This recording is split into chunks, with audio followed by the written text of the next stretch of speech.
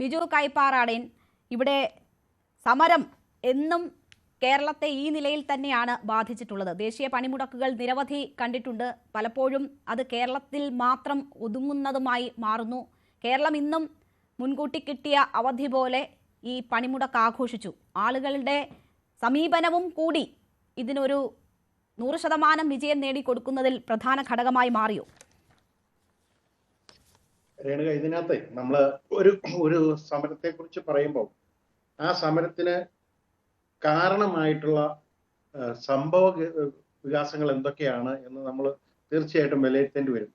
ഞാൻ ഈ സമരത്തിന് എതിരല്ല. ഞാൻ ഈ സമരത്തെ ഒരു കാരണവശാലും തള്ളി പറയാൻ ആഗ്രഹിക്കുന്നുമില്ല.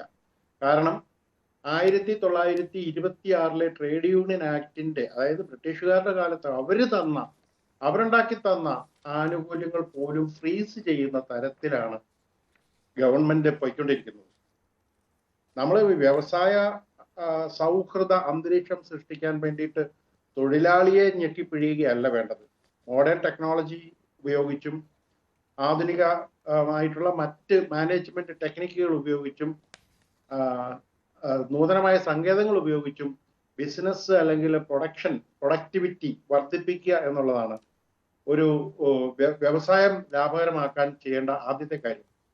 തൊഴിലാളി സൗഹൃദമല്ലാത്ത ഒരു വ്യവസായവും ലോകത്ത് നന്നാവുകയുമില്ല. അതിന് കാരണം ആ തൊഴിലാളി അവന്റെ ജീവരക്തം കൊടുത്ത്, അവന്റെ വേർപ്പും അവന്റെ ജീവിതം കൊടുത്ത് അവൻ പടുത്തുയർത്തുന്ന ഒരു സ്ഥാപനം, ആ സ്ഥാപനം അവന്റെ ആത്മാർത്ഥതയോടുകൂടി അല്ല അവൻ ചെയ്യുന്നതെങ്കിൽ പ്രൊഡക്ടിവിറ്റി കുറഞ്ഞു പോകും. പക്ഷെ ഇവിടുത്തെ പ്രശ്നം ഇവിടെ നമ്മൾ നമ്മൾ ചർച്ച ചെയ്യുമ്പോൾ നമ്മൾ ആലോചിക്കേണ്ട കാര്യം, ഇത് ഈ പണിമുടക്ക് ലാസ്റ്റ് റിസോർട്ട് ആണോ? പണിമുടക്കുമ്പോൾ രാജ്യത്തുണ്ടാകുന്ന നഷ്ടങ്ങളെ കുറിച്ചാണ് നിങ്ങൾ ഇവിടെ സംസാരിക്കുന്നതെന്ന് എനിക്ക് തോന്നുന്നു. ഒരു രാജ്യത്ത് ഒരു പണിമുടക്ക് അനിവാര്യമായി തീരുന്ന ഒരു സാഹചര്യത്തിലേക്ക് പോകേണ്ട ഒരു പണിമുടക്ക് തീർച്ചയായിട്ടും അനിവാര്യമായ ഒരു സാഹചര്യം ഉണ്ട് എന്ന് തന്നെയാണ് ഞാൻ വിശ്വസിക്കുന്നത്. നമ്മൾ പറഞ്ഞല്ലോ, കേരളത്തിലെ വെറും 9% ആളുകളാണ് ജോലിക്ക് ഹാജരായതെന്ന് പറയുമ്പോൾ അതിന്റെ മറുവശമുണ്ട്. 91% ആളുകൾ ഈ സമരത്തെ അനുകൂലിച്ചു എന്നാണ്. അപ്പൊ അതുകൊണ്ട് നമ്മളിതിനെ ഒരു കൺവെൻഷനലായിട്ട് സമരം ചെയ്യുന്നവരെല്ലാം കുഴപ്പക്കാരാണ്, സമരം ചെയ്യുന്നത് ശരിയല്ല എന്ന് നമുക്ക് പറയാൻ പറ്റില്ല. അതേസമയം ഇതുപോലെയുള്ള സമരമാർഗങ്ങൾ, പണിമുടക്ക് ഉൾപ്പെടെയുള്ള സമരമാർഗങ്ങൾ അതിന് പകരമായി കുറെ കൂടി പ്രൊഡക്റ്റീവായിട്ടുള്ള മറ്റ് പ്രതിരോധ മാർഗങ്ങൾ ട്രേഡ് യൂണിയനുകൾ കണ്ടെത്തേണ്ടതല്ലേ, തേടേണ്ടതല്ലേ? ആധുനിക സമൂഹത്തിൽ അത്തരം ഒരു കാഴ്ചപ്പാട് കൂടി ഉണ്ടാവേണ്ടതല്ലേ എന്ന ചോദ്യം പ്രസക്തമാണ്. ഇന്നിപ്പം രേണുക പറഞ്ഞു, ഇവിടെ 1-2 പേർക്ക് 1-2 സ്ഥലത്ത് അടിമാലിയിലോ അവിടെയൊക്കെ ചില ഒറ്റപ്പെട്ട പ്രശ്നങ്ങൾ ഉണ്ടായി എന്ന് പറഞ്ഞു. ഒന്ന് ഓർക്കണം, കേരളത്തിൽ ഏതാണ്ട് 1000 രൂപയൊക്കെ ശമ്പളം മേടിക്കുന്നവരാ പ്രതിദിനം മിക്കവാറും എല്ലാ ജോലികൾക്കും മാത്രമേ.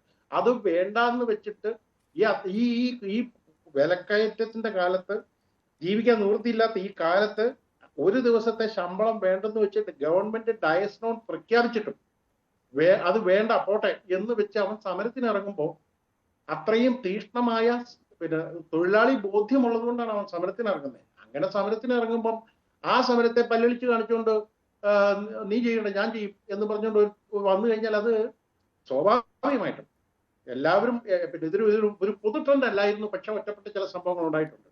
ആ ഒറ്റപ്പെട്ട സംഭവങ്ങൾ എന്ന് പറയുന്നത് നമ്മുടെ പഴയകാല സമീപനങ്ങളുടെ ഒരു തുടർച്ചയാണ്. ആ തലമുറ മാറിപ്പോയി. സമരം ചെയ്യുന്നതിന് അനുകൂലിക്കുന്നില്ലെങ്കിൽ കട തല്ലിപ്പൊളിക്കും, ബന്ദ് തുറന്നു വെച്ച് കഴിഞ്ഞാൽ ഉടനെ കട തല്ലിപ്പൊളിക്കും എന്നുള്ള ആ ഒരു കാഴ്ചപ്പാട് കഴിഞ്ഞ തലമുറയിലെ സമരമാർഗമായിരുന്നു. അതൊക്കെ മാറി. നമ്മളിപ്പം മലയാളി പണ്ടും ഇങ്ങനെയുള്ള എന്തായാലും ഹർത്താലായാലും ഒക്കെ അതൊരു കൂടിച്ചേരലിന്റെ ആഘോഷത്തിന്റെ ഒരു അവധിയുടെ മൂഡിലേക്ക് ഉൾക്കൊള്ളാറുണ്ട്. ഒരുപക്ഷെ അത് മുൻകാല അനുഭവങ്ങളുടെ ഭാഗമാകാം, അതല്ലെങ്കിൽ അങ്ങനെ ഒരു അവസരം വീണ് കിട്ടുന്നത് ഉപയോഗപ്പെടുത്തുന്നതുമാകാം. ആ ഒരു സമീപനത്തിൽ യാതൊരു മാറ്റമില്ല എന്ന് ഇന്നത്തെ ദിവസം കൂടി തെളിയിക്കുകയായിരുന്നു അല്ലേ? അല്ലല്ല, അത് ഒരുപാട് മാറ്റം വന്നിട്ടുണ്ട്. തൊഴിലാളികളുടെ കാഴ്ചപ്പാടിൽ ഒരുപാട് മാറ്റം വന്നിട്ടുണ്ട്. ഈ സമരം അടിച്ചേൽപ്പിച്ച സമരമല്ല. ഒന്ന് ആലോചിച്ച് നോക്കണം. ഇത് ഞാൻ പറഞ്ഞല്ലോ, ഈ ഒരു ത്രികക്ഷി സംവിധാനമാണ് ഇന്ത്യൻ ലേബർ കോൺഫറൻസ് എന്ന് പറയുന്ന ഒരു ത്രികക്ഷി സംവിധാനമാണ്. അതായത് തൊഴിലുടമയും സർക്കാരും ട്രേഡ് യൂണിയൻ നേതാക്കളും ചേർന്നുള്ളതാണ് ഈ ത്രികക്ഷി സമ്പ്രദായം. അതൊരു ത്രികക്ഷി സമ്പ്രദായമാണ്, ഒരു 3 ടയർ സംവിധാനമാണ്. ഈ ഇന്ത്യൻ ലേബർ കോൺഫറൻസ് കൂടിയിട്ട് കഴിഞ്ഞ 9 വർഷമായിട്ട് ഇന്ത്യൻ ലേബർ കോൺഫറൻസ് കൂടിയിട്ടില്ല. ഈ ഒരു ജനാധിപത്യ രാജ്യത്താണ് നടക്കുന്നതെന്ന് നോക്കണം. ഇന്ന് 25 കോടി ജനങ്ങൾ, 35 എന്നൊക്കെ അദ്ദേഹം ഇവിടെ പറയുന്നത് കേട്ടു.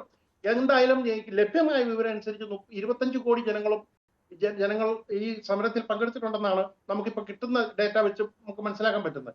ഓക്കെ, 25 ആ 25 കോടി ജനങ്ങൾ ഒരു സർക്കാരിന്റെ നിലപാടുകൾക്കെതിരെ ശക്തമായി രംഗത്തിറങ്ങുമ്പോൾ എന്തെങ്കിലുമൊക്കെ ഒരു കാരണമില്ലാതിരിക്കും. ഒന്ന് ആലോചിച്ച് നോക്കണം. ഇന്ത്യൻ ലേബർ കോൺഫറൻസ് കഴിഞ്ഞ 9 വർഷമായി യോഗം ചേർന്നിട്ടില്ല. 2015 ആ അവസാനത്തെ ഇന്ത്യൻ ലേബർ കോൺഫറൻസ് കൂടിയിരിക്കുന്നത്. 29 തൊഴിൽ നിയമങ്ങളാണ് ക്യാൻസൽ ചെയ്തിരിക്കുന്നത്. എന്നിട്ടത് 4 ലേബർ കോഡുകളായിട്ട് മാറ്റിക്കൊണ്ട് പിന്നെ പുതിയ ഒരു പരിഷ്കരണത്തിലേക്ക് പോവാണ്. 2019 വേജ് ബോർഡ് പാസാക്കിയത് യാതൊരുവിധ ജനാധിപത്യ നടപടിക്രമങ്ങളും പാലിക്കാതെയാണ്. ഇന്ത്യൻ ലേബർ കോൺഫറൻസ് വിളിച്ചുകൂട്ടി ഈ വിഷയം ചർച്ച ചെയ്യണമെന്ന് ഇന്ത്യൻ തൊഴിലാളി പറഞ്ഞാൽ അതിന് നമുക്ക് മാനിക്കാതിരിക്കാൻ പറ്റുമോ രേണുകെ? നമ്മൾ 25 കോടി ജനങ്ങൾ പങ്കെടുത്താൽ പോലും ലോകത്തിലെ ഏറ്റവും വലിയ സമരമാണ് ഇന്ന് നടന്നത്. ലോകത്ത് ഒരു രാജ്യത്തും 25 കോടി ജനങ്ങൾ ഒരു ദിവസം അവരുടെ ശമ്പളം ഉപേക്ഷിച്ച് സമരരംഗത്തേക്ക് വരിക എന്ന് പറയുന്നത് ലോക ചരിത്രത്തിലാദ്യമാണ്. ഒരുപക്ഷെ 25 ആയിരിക്കില്ല, അതിൽ കൂടുതലായിരിക്കും. എന്തായാലും അദ്ദേഹം 35 എന്ന് പറഞ്ഞെങ്കിലും നമുക്ക് ലഭ്യമാകുന്ന ഇതുവരെയുള്ള കണക്ക് വെച്ച് ഏതാണ്ട് 25 കോടി ജനം ഈ സമരത്തിൽ പങ്കെടുത്തിട്ടുണ്ട്. ചെറിയ കാര്യമാണോ അത്? അത് ഈ ഗവൺമെന്റിന് കണ്ണടച്ച് നിൽക്കാൻ പറ്റുമോ? ഒരിക്കലും പറ്റിയല്ല. ഈ ഗവൺമെന്റ് വളരെ വലിയ പിന്തിരിപ്പ നിലപാടുകൾ എടുക്കുന്നത്. 71 ദശലക്ഷത്തിലധികം വരുന്ന നിർമ്മാണ തൊഴിലാളികളുടെ കാര്യത്തിൽ ഈ ഗവൺമെന്റിന് എന്ത് പറയാനുണ്ട്? അവരെ ESI പദ്ധതിയിൽ ഉൾപ്പെടുത്തണം എന്ന് ഈ തൊഴിലാളികൾ പറഞ്ഞാൽ, നിർമ്മാണ തൊഴിലാളികളല്ലേ, അവർക്ക് സാമൂഹ്യ സുരക്ഷ കൊടുക്കണ്ടേ? അവർക്ക് ഈ ESI ആനുകൂല്യം കൊടുക്കണ്ടേ? അത് കൊടുക്കണമെന്ന് പറയുന്നതിനകത്ത് എന്താ തെറ്റിരിക്കുന്നത്? പിന്നെ ചില കാര്യങ്ങളിൽ നമുക്ക് അഭിപ്രായ വ്യത്യാസം പറയാം. അവർ പറയുന്നത് ദേശീയ താല്പര്യം മുൻനിർത്തി റെയിൽവേ, റോഡ് ഗതാഗതം, ഖനികൾ, തുറമുഖങ്ങൾ, പ്രതിരോധം, വൈദ്യുതി, ഇരുമ്പുരുക്ക്, പെട്രോളിയം, തപാൽ, ടെലികോം, ബാങ്കിങ്, ഇൻഷുറൻസ് മേഖലകളിലെല്ലാം സ്വകാര്യവൽക്കരണം അവിടെ ഒന്നും ഒരു സ്വകാര്യവൽക്കരണം പാടില്ല. അതെല്ലാം സർക്കാർ പൊതുമേഖലയിൽ നടത്തണമെന്നാണ്. എനിക്കതിനോട് പൂർണ്ണമായിട്ട് യോജിക്കാൻ പറ്റുന്നില്ല. കാരണം ഈ എഫിഷ്യൻസിയുടെയും പ്രൊഡക്ടിവിറ്റിയുടെയും ഒക്കെ കാര്യത്തിൽ, അല്ലെങ്കിൽ ഒരു സർക്കാർ തലത്തിൽ, അത് പൊതുമേഖലയിൽ അതിന്റെ ഒരു കാര്യക്ഷമതയുടെ കാര്യത്തിൽ നമുക്ക് വളരെ സംശയമുണ്ട്. ശരി, അതിനകത്ത് എനിക്ക് സംശയമുണ്ട്. എങ്കിൽ പോലും അവർ ഉന്നയിക്കുന്ന പ്രശ്നങ്ങൾ എന്ന് പറയുന്നത് ഈ രാജ്യം നേരിടുന്ന വലിയ വലിയ പ്രശ്നങ്ങളാണ്. തീർച്ചയായും ഞാൻ ഇന്ന് പണിമുടക്കിലേക്ക് നീങ്ങിയ സാഹചര്യത്തിനെയോ അല്ലെങ്കിൽ അവർ ഉയർത്തിയ വിഷയങ്ങളെയോ ഒന്നും ചോദ്യം ചെയ്തില്ല. ഇന്ന് പണിമുടക്ക് ദിവസം പലയിടങ്ങളിലും ഉണ്ടായ സമീപനത്തെയാണ് ഞാൻ ചോദ്യം ചെയ്തത്.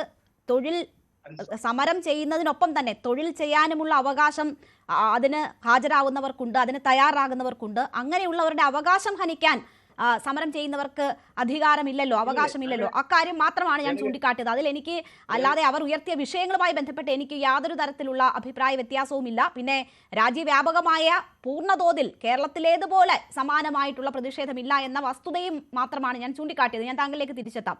ശ്രീ